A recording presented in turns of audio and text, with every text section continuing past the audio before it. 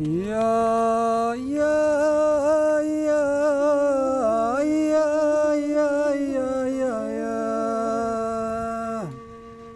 الكساب راح للقرية يخدم خلى وطنه جاهد الجو قبيح.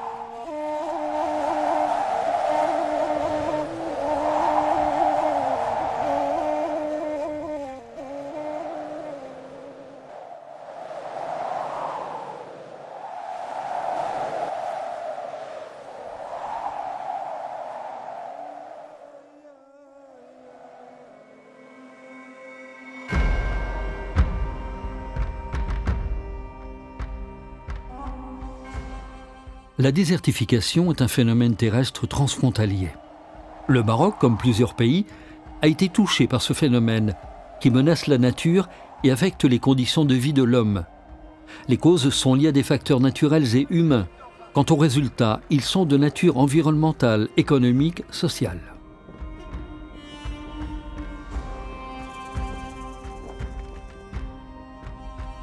En harmonie avec ses obligations internationales et avec les différentes chartes et conventions internationales visant à freiner la progression du phénomène de la désertification, le Maroc a adopté une stratégie nationale de lutte contre la désertification, tout en renforçant ses efforts dans ce sens avec un rythme accéléré ces dernières décennies. Conformément à la Convention des Nations Unies sur la lutte contre la désertification, adoptée en 1994 et ratifiée par le Maroc en 1996, et en vue d'actualiser le plan d'action national de lutte contre la désertification, le Maroc a lancé plusieurs projets et programmes intégrés avec une approche participative, en vue de promouvoir une véritable dynamique de restauration de l'environnement global et d'atténuation de la dégradation des terres. Le projet de lutte participative contre la désertification et la réduction de pauvreté dans les écosystèmes arides et semi-arides des hauts plateaux de l'Oriental est l'un des principaux projets qui a été lancé en 2009, durant 6 ans, dans la région orientale du Maroc, sur une superficie de 38 000 km². Le projet a été cofinancé, d'un côté par le gouvernement marocain, représenté par le Haut Commissariat aux eaux et forêts et à la lutte contre la désertification, le ministère de l'Agriculture et de la Pêche maritime et l'Agence de développement des provinces de l'Oriental. D'un autre côté, par le Fonds de l'environnement mondial et le Fonds international de développement de l'agriculture. La mise en œuvre du projet a été assurée par le Haut Commissariat aux eaux et forêts et à la lutte contre la désertification, et l'Organisation des Nations Unies pour le développement industriel. L'Organisation des Nations Unies pour le développement industriel, dans le cadre de son mandat pour promouvoir le développement inclusif et durable, a eu le privilège d'assurer l'exécution de ces projets en partenariat avec le Fonds international pour le développement agricole et le Haut Commissariat aux eaux et forêts et de lutte contre la désertification.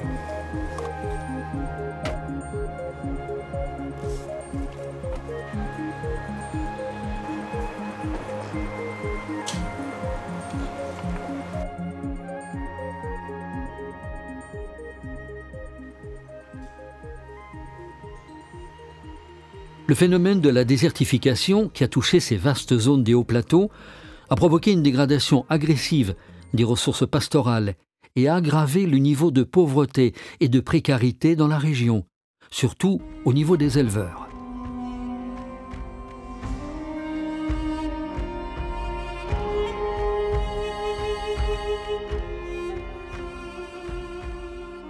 Si l'insuffisance des précipitations, l'aridité du climat et la succession des années de sécheresse sont des facteurs naturels de la désertification dans les hauts plateaux de l'Oriental au Maroc, les facteurs humains, tels que la surcharge pastorale, les défrichements pour le labour, la surexploitation des ressources naturelles et les différentes interventions humaines ont contribué aussi à ce phénomène si grave et complexe.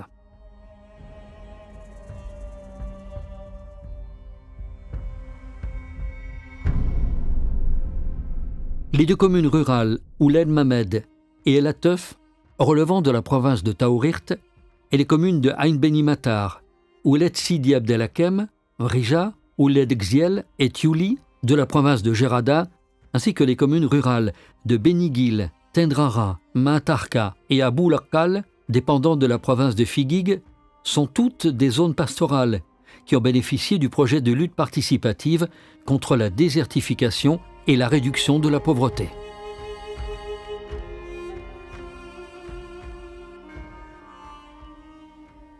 La réduction de la pauvreté, l'atténuation de la dégradation des terres et la protection de l'environnement global, ainsi que l'amélioration des conditions de vie de la population locale, sont des objectifs stratégiques à atteindre par les responsables d'exécution du projet.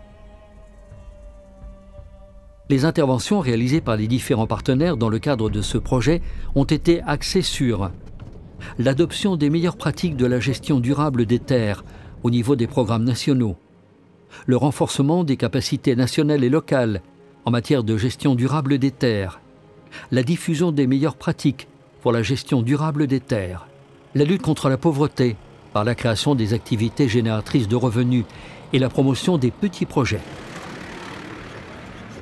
Dans le cadre de ce projet, la première étape de la réalisation consistait en l'information et la sensibilisation de la population locale sur la gravité du phénomène de la désertification, de ses causes et des impacts de la dégradation des parcours, tout en l'incitant à créer des coopératives pastorales et des associations de développement dans les différents domaines concernés par le projet, et l'impliquant dans l'élaboration de plans de développement et le choix des lieux de différentes interventions, ainsi que le suivi de leur réalisation. Afin de diffuser et généraliser les principes de la gestion durable des terres, plusieurs sessions de formation ont été organisées au profit des acteurs concernés, ainsi que des rencontres et des réunions destinées aux coopératives pastorales ont été tenues pour une assistance technique et juridique pour la mise en œuvre des principes de l'accord tripartite signé par le Haut Commissariat aux eaux et forêts et à la lutte contre la désertification, le ministère de l'Agriculture et de la Pêche maritime et le ministère de l'Intérieur pour la gestion des parcours des hauts plateaux de l'Oriental. Les projets que nous avons réalisés dans ces collectivités, nous les avons réalisés avec une approche participative et avec la consultation des éleveurs et des agriculteurs. Quand ils nous ont sollicités pour travailler ici et mettre fin à leurs souffrances, nous n'avons pas hésité. Nous allons travailler avec eux et c'est vous qui allez surveiller et exploiter le projet. Dans le cadre de la gestion durable des terres, le projet a assuré l'amélioration des parcours à travers les plantations d'arbustes fourragers sur une superficie de 19 495 hectares, en vue d'augmenter les unités fourragères, lutter contre l'érosion des sols et atténuer l'exploitation agressive des ressources naturelles. Il a également adopté d'autres pratiques techniques d'amélioration pastorale, telles que l'installation des clôtures des réserves semencières sur une superficie de 7015 hectares, en vue de collecter les semences pastorales locales, la création des mises en repos des parcours sur une superficie de 28 300 hectares, et la délimitation par des balises et plaques de signalisation de 310 000 hectares de mise en repos des parcours créés dans le cadre du projet de développement des parcours et de l'élevage dans l'Oriental.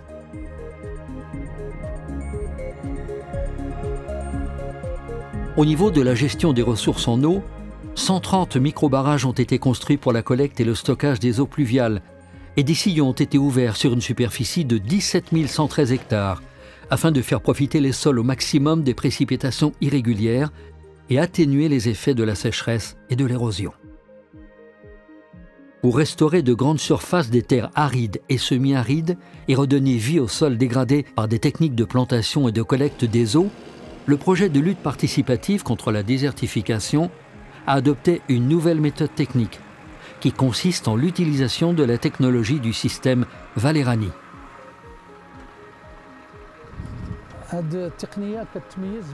Cette technique se caractérise par sa rapidité. En effet, elle nous a permis de réaliser 25 hectares par jour. Par contre, l'ancien système ne nous permettait que 5 à 6 hectares par jour. Cette technique nous a donné également la possibilité de semer les graines et d'avoir une production pastorale importante grâce à sa rapidité.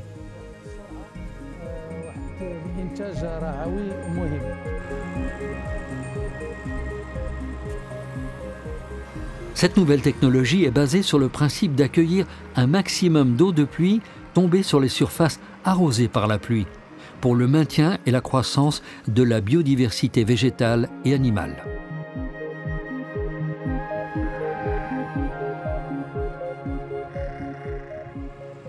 Cette technique efficace a été développée en partenariat avec les coopératives pastorales. Ces résultats étaient très positifs dans les zones cibles et les réalisations portaient sur 4362 hectares. Nous avons constaté les résultats obtenus, notamment ceux de Daït Heldad et Resfa. La situation s'est améliorée remarquablement. On peut constater cette amélioration dans le niveau de la végétation. En fait, la vue générale a complètement changé. Nous voudrions continuer dans cette dynamique pour que les autres espaces vides et exploitables soient traités de la même manière. Dieu merci de nous avoir accordé cette initiative. Elle est concrète et palpable. Ce n'est pas quelque chose qui n'existe pas. Les gens ne parlent pas d'un espace vide. C'est une réalisation de grande utilité pour nous. Ce bétail me coûtait 1 kg de fourrage par tête. Mais grâce à cette initiative, j'ai pu économiser la moitié du coût du fourrage. C'est pour cela que nous demandons que cette culture soit maintenue et appuyée, vu son impact positif sur la situation de l'éleveur et de l'agriculteur. Au niveau des plantations forestières, 4446 hectares ont été reboisés sur les axes routiers et les périphéries des centres urbains, en vue d'améliorer l'esthétique du paysage et créer des espaces verts.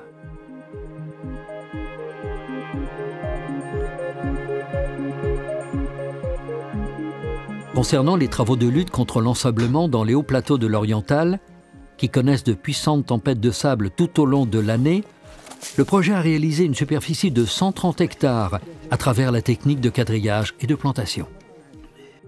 La solution pour lutter contre la désertification est de mettre les feuilles de palmier et de boisier en général. Cela permet de protéger la population locale et garantit plus de solidité pour la terre. Ceci est vital, car sans végétation, le bétail ne trouvera rien à manger. Dans ce cas, le territoire est pratiquement perdu.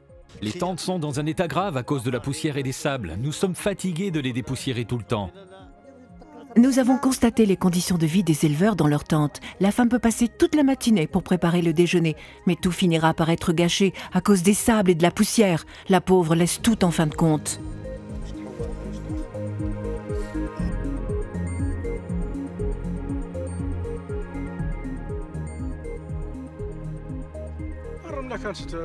Nos palmiers étaient souvent couverts par les sables. Nous avions de gros problèmes, surtout avec les palmiers récemment implantés. Le côté que vous regardez là-bas était couvert par les sables. Ça arrivait même à nos champs. Pour résumer, le boisement a changé la donne. Le résultat est très clair. Il n'y a plus de sable.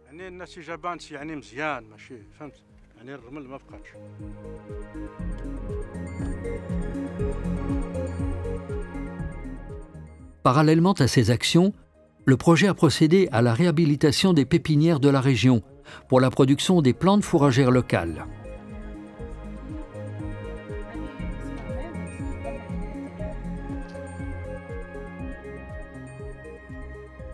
Dans le cadre du développement de la technique de plantation pastorale à base des espèces locales, 2 pastoretums ont été créés sur une superficie de 13 hectares et demi à Bouarfa et à Ain Beni Matar pour produire des semences d'arbustes fourragers locaux. Aussi, dans le même cadre, il a été créé un centre de collecte et de traitement de semences des espèces pastorales locales, réputé dans la région pour leur haute qualité pastorale. Cette station est équipée en matériel technique et de laboratoire très performant pour le traitement et le stockage des semences en vue de préserver les espèces pastorales locales et de contribuer à la préservation de la biodiversité dans la zone du projet. Le suivi et l'évaluation sont une composante principale du projet, qui a permis de suivre les actions de la gestion durable des terres du projet pendant 5 ans par l'Institut national de la recherche agronomique, et qui a conduit à obtenir des indicateurs biophysiques relatifs à l'évolution de la végétation et des unités fourragères. Dans ce même cadre, il a été installé 15 stations météorologiques pour le fonctionnement du système d'alerte précoce à la sécheresse, outil de suivi et d'évaluation pour la lutte contre la désertification dans les écosystèmes arides et semi-arides des hauts plateaux de l'Oriental.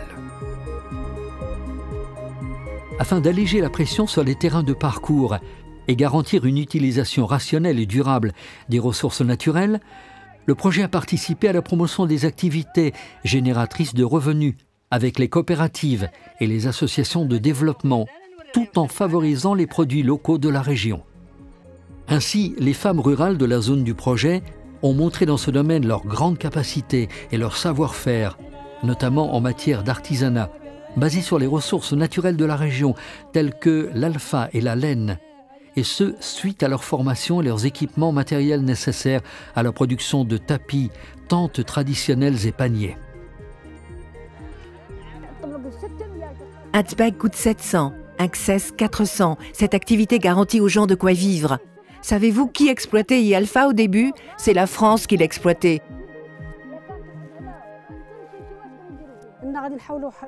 Nous sommes en train de leur fournir une session de formation. Commercialiser leurs produits exige une modernisation de l'activité.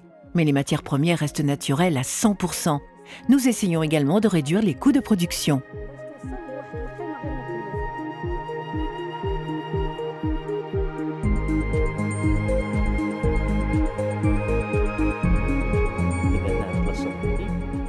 Cet espace est une exposition qui a pu voir le jour grâce à la coordination avec la Fondation Mohamed V pour la solidarité. C'est un espace dédié pour la commercialisation des produits locaux. Nous espérons venir en aide à ces gens formés. Eux, ils travaillent et nous, on commercialise leurs produits. Nous avons pratiquement 200 adhérentes. Chaque adhérente travaille chez elle et nous ramène après ses produits et c'est là où se fait la vente.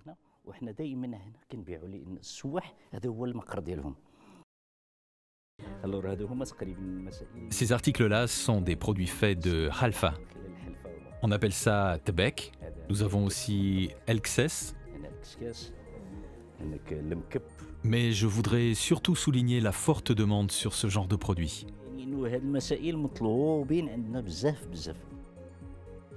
Toujours dans le cadre de son appui aux activités génératrices de revenus et de la promotion des petits projets, le projet de lutte participative contre la désertification a initié la valorisation des potentialités écotouristiques de la zone, qui est caractérisée par des sites d'intérêt biologique et écologique, tels que celui de Jbel Kouz à Figuig et Jbel Shekar à Gerada, en créant un groupement d'intérêt économique pour promouvoir l'écotourisme dans la zone du projet.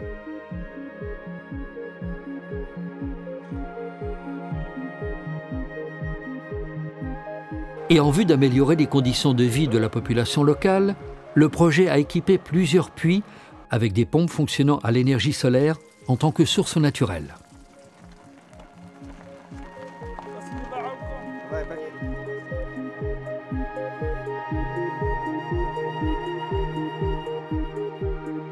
Les 6 ans d'action intense du projet ont permis de renforcer les capacités locales et nationales en vue de généraliser la gestion durable des terres et la gestion intégrée des ressources en eau, tout en dénouant le lien existant entre les pratiques quotidiennes de la population locale et les ressources pastorales.